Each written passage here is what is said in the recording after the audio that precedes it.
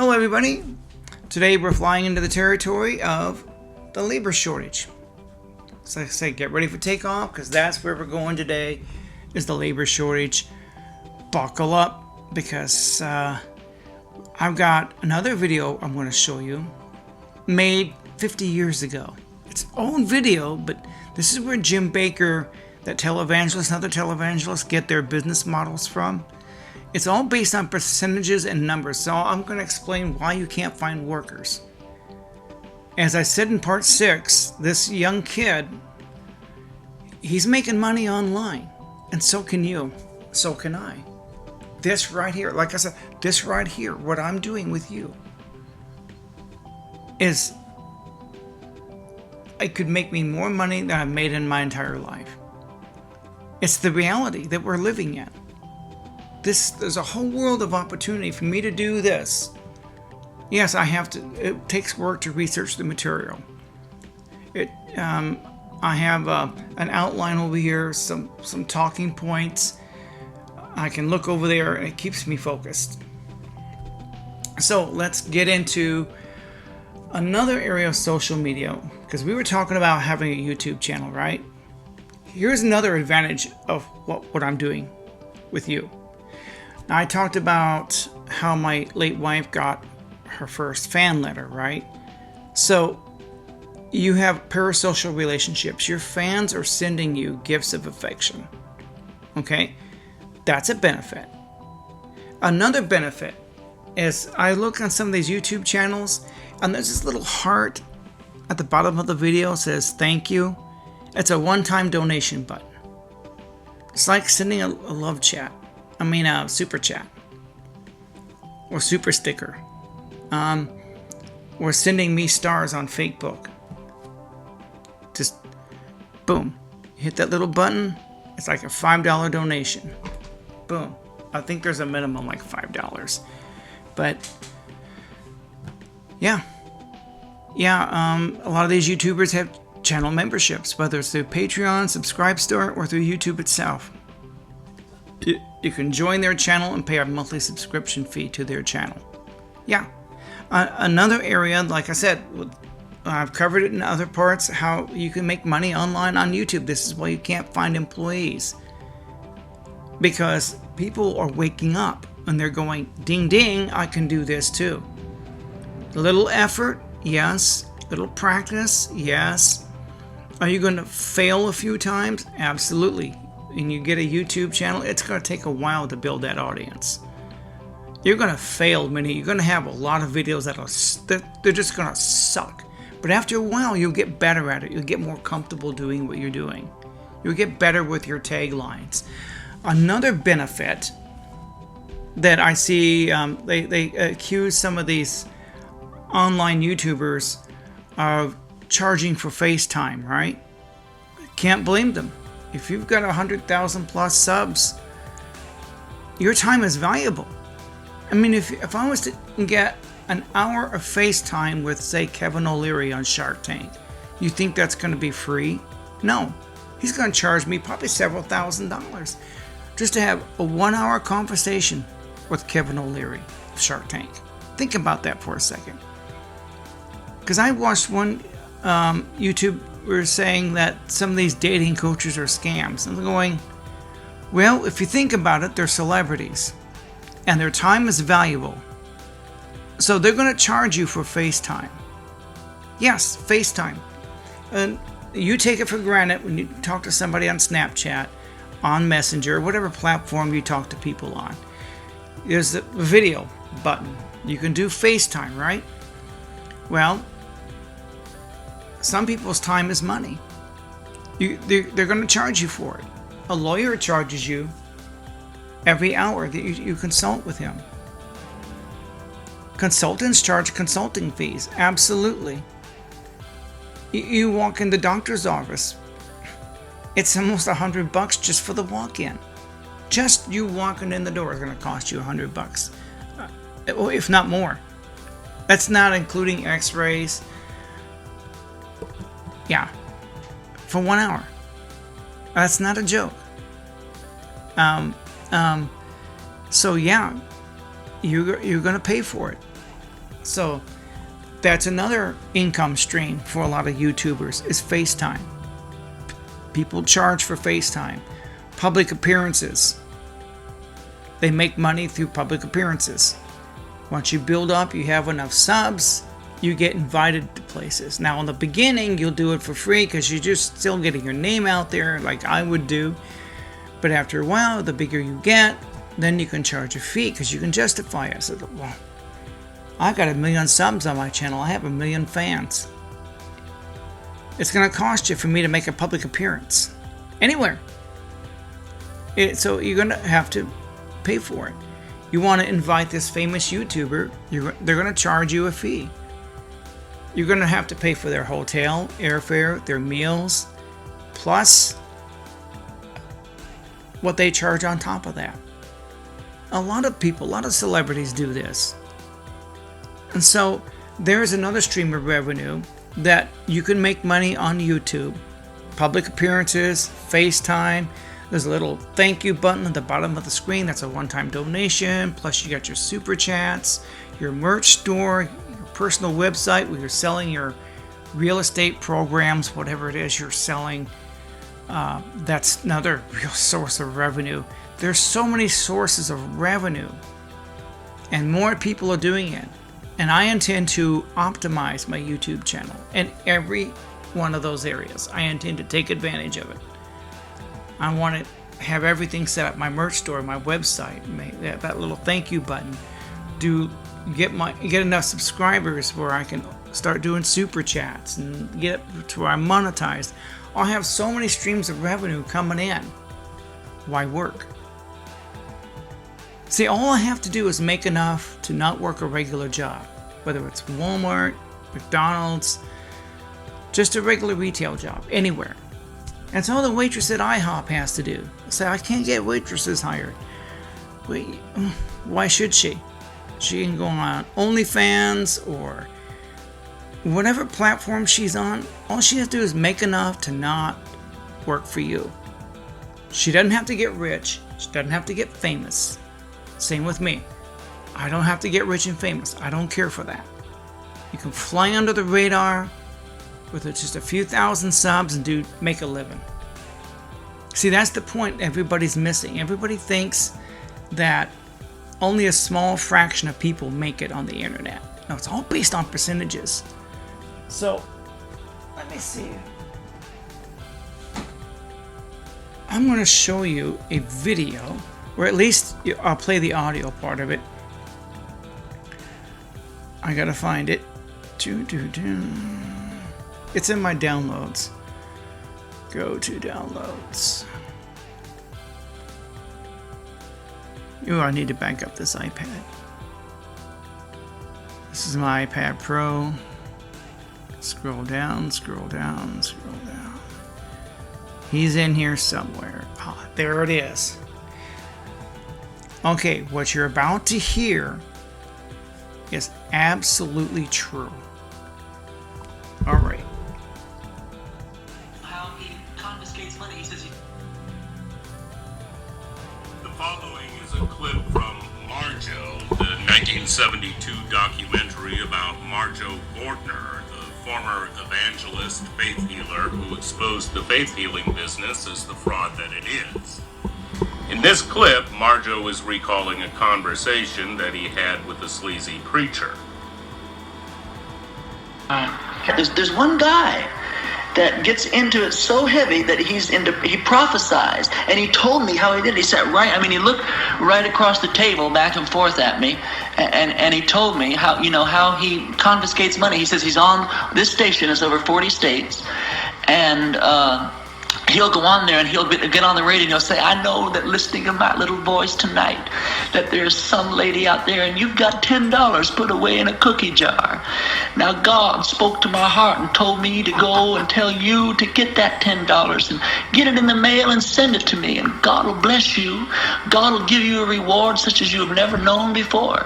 And then he comes back to me and tells me, he says, if you're on the radio and you're going over 40 states and you're on at prime time, you've got thousands of people listening, the chances are that there are at least 200 or 300 little old ladies who've got a $10 bill in a cookie jar. And so if you even get, if a couple hundred go over and get it and send it to you, that's $2,000 that you've made just like that. And so, if you're going to get into big time religion, this is the games you've got to play, things like that. You go into it as a business and you work it as a business. Do you think he's imitating someone we know? Oh my God. Do you think it's Pat Robertson? I don't know, but it sure sounds like an accurate impression. Actually, if Marjo had stated that he was doing a Robertson impression, He's that I would say that it's the best I've ever heard. Här kommer alltså dagens segrarinna, Annie-Frid Lyngstad. Okay. I just wanted to play that video for you. And that is a business model that a lot of your televangelists, even some of your YouTubers, are basing their business model on. I'm one of them. My business model is going to be based on that principle. Because what he said is absolutely true. It's all percentages. Percentages. Like he said, you just made $2,000 just like that. Remember, did you hear what he said? That's the kind of money you can make on social media. This is why you can't find workers. This is why. Because the internet age has been here since the mid-90s, the dot-com boom. But now, with everybody having access to smartphones and Wi-Fi networks and hotspots, and they can just turn on their phone. This is done on an iPad. I could have done this on the phone just as well. Just set it on a tripod, turn it on and go. Hook up the microphone to it. Yeah. Absolutely. Absolutely. Now, this phone does not have that kind of output. Don't think so. No. It doesn't have that kind of output. But this iPad does. It's got an output there. It's got the proper ports I need. Yeah, so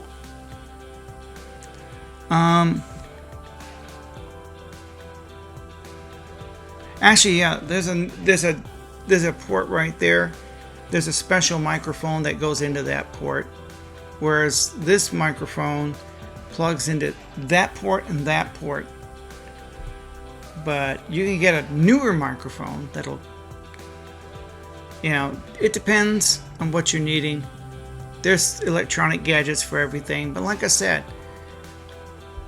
when you have these, or the iPad in front of me, or this iPad here, when you have the electronic gadgets, and they get to realize they can sell stuff on Poshmark, they can sell stuff on eBay, or whatever website they're selling stuff on. They could have a Shopify store. There's so many opportunities on the internet. Even if some of it's behind a paywall, it's not that much. All they have to do is make enough to not work at McDonald's, to not work for you. Maybe you're not paying enough. I don't know. I'm just saying there's a world of opportunity here. That's what I'm saying. There's a whole world. And enough people are doing it. And they're watching their friends do it. And they're going, I gotta do that. And some of them are trying to get rich and famous. But that's only a small fraction will make it to the top. But see, you don't have to make it to the top. The point I'm getting across is all you have to do is make more than you can at McDonald's. Yeah. And I think that's easier to do than you think it is. Because McDonald's don't pay shit. They don't pay crap.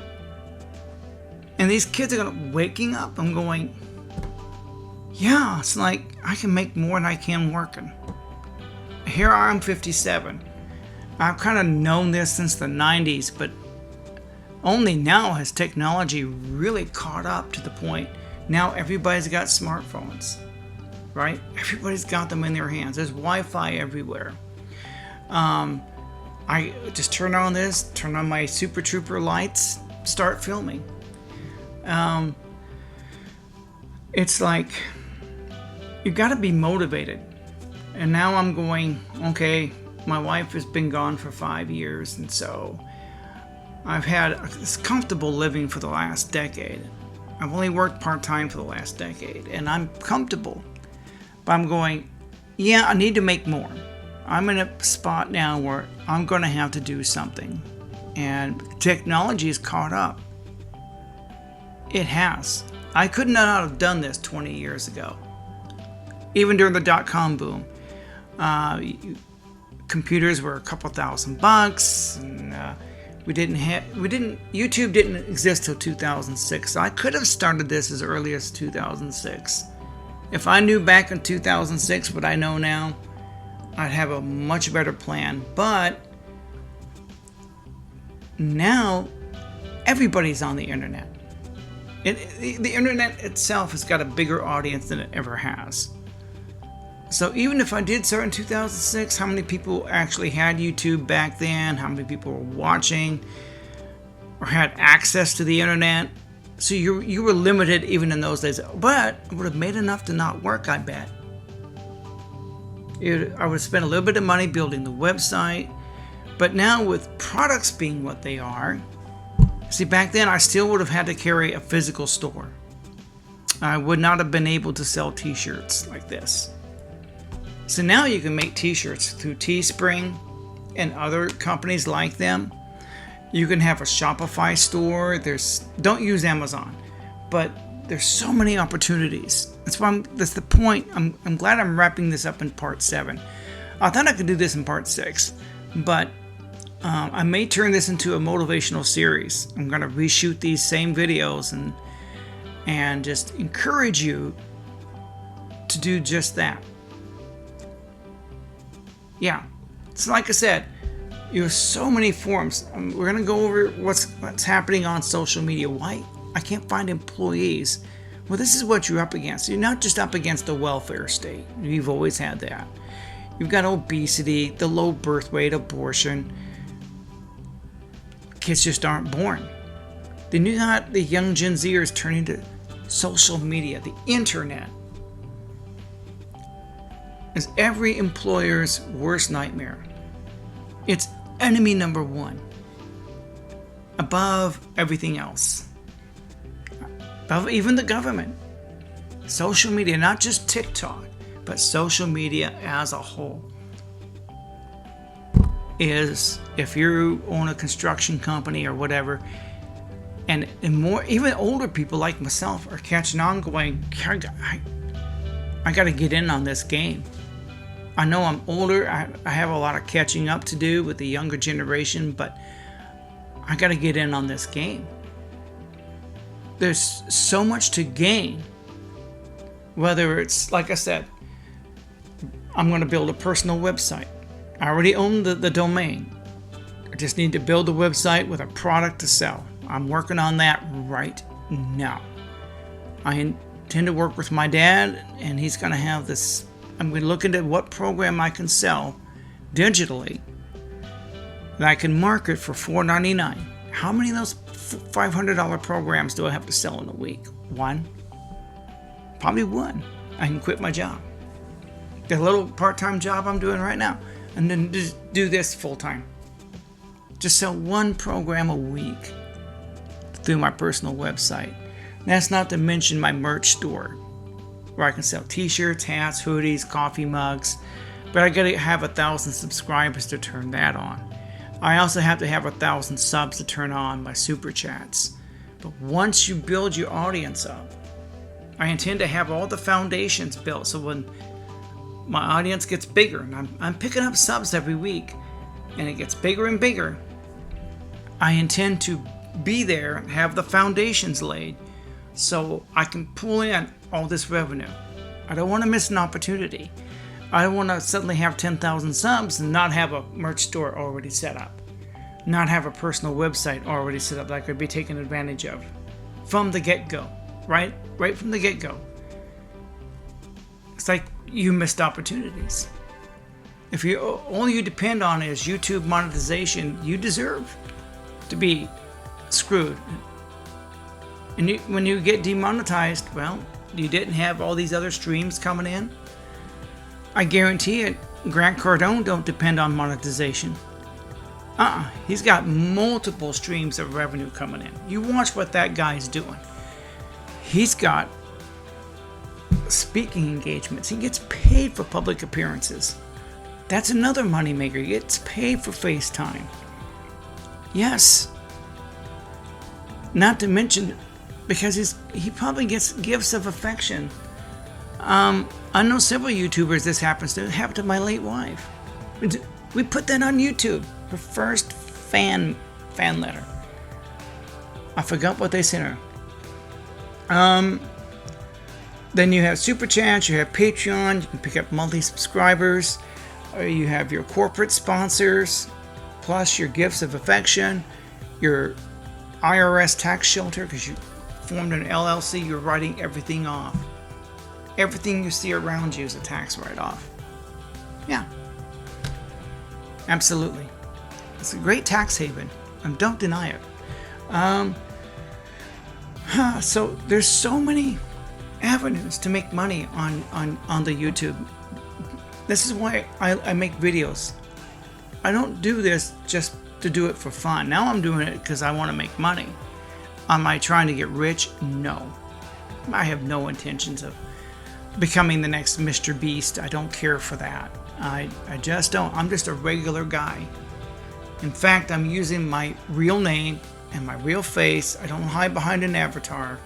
And that's my marketing. That's my shtick. So, yeah, we had to go into part 7. I thought I could do it all in part 6, but no. So, this is, if you are an employer, this is what's causing a labor shortage.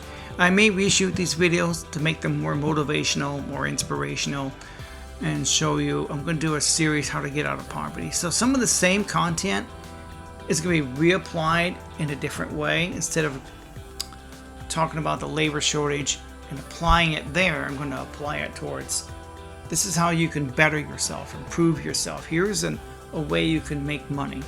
Will you get rich? That's not your goal. Your goal is to make enough to pay your bills and quit your job. And that threshold, like I said, is different for each person. Maybe you hate your job at Walmart. Do you? Do you enjoy going to work at Wally World every day or McGucks?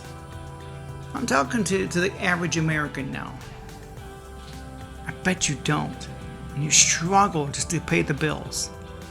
Then you need to change what you're doing. So we're getting ready to film a third video today. It's my day off, and it's supposed to be thunderstorming outside. That's why I didn't mow my lawn this morning. I know. I got on the radar and it says rain, rain. I'm looking outside. I don't see anything. Even now, there's a few clouds, but I don't see anything. I missed an opportunity. See, screwed.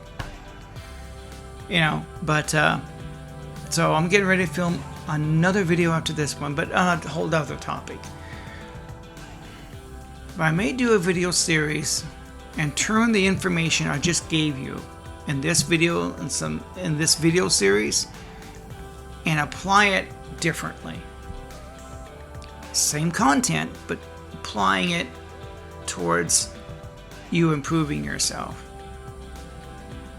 Yeah, need to work on that angle, because I started realizing that this could be a motivational video instead of a video why you can't find employees, why nobody wants to go to work.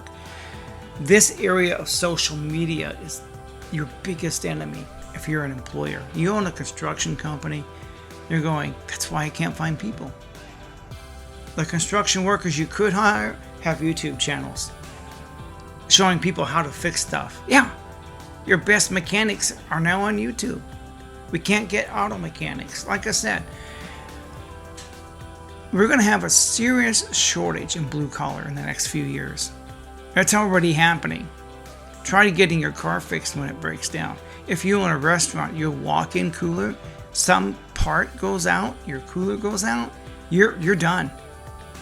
Good luck getting somebody to come out there just to look at it, let alone get a part. Good luck with that. You could be out for days, weeks, months. You're out of business.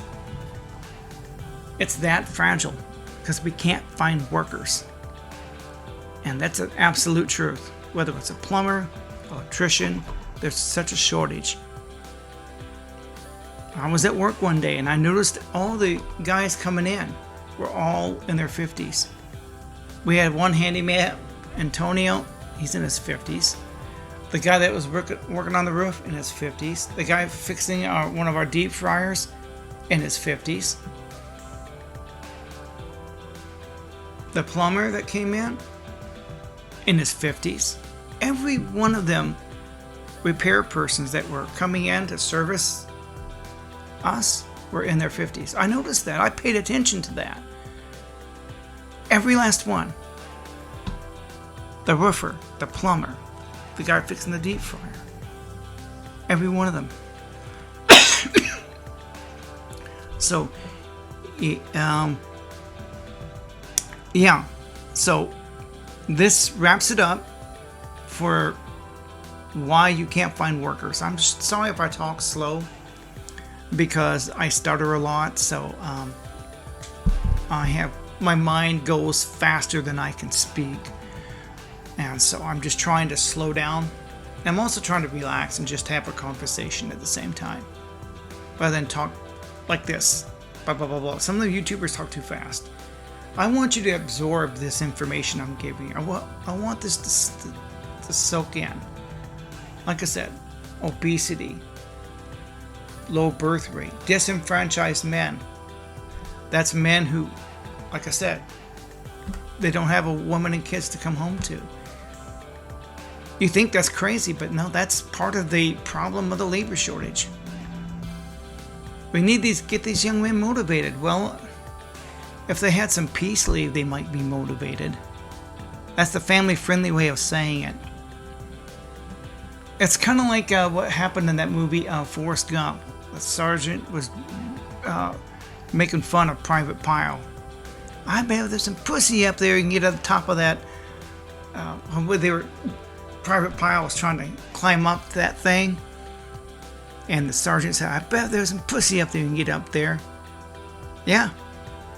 Yeah. So that, and because that's now been taken away, men say, no, I'm not climbing that. There's nothing up there for me to, there's nothing there. There's no incentive. Now you get it. I couldn't keep this family friendly, but that's okay. I'm trying to keep the profanity down as well as best I can. But like I said, you can't find workers. Sorry this had to go into part 7. We're up to 28 minutes. We're already passing our time limit. This is why. And I hope you got something out of this series. I may, like I said, reshoot some of this, make it more of a motivational thing, inspirational. Because some of the information, if I turn it around, I can make it motivational. Absolutely. But I geared it towards the labor shortage. I'm gearing this information why you can't find workers. And this is why. Everything I'm saying is backed up. You can look everything up. Low birth rate, obesity, as far as disenfranchised men. There are several YouTube, like Wheat Waffles, talks about this. There's some Red Pill Manosphere channels that talk about this, and that's a real thing.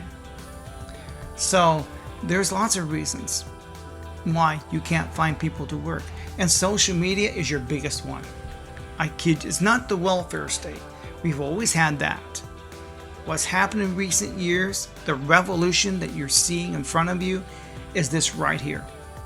This right here, what I'm doing. I don't have to get rich. I don't have to get famous.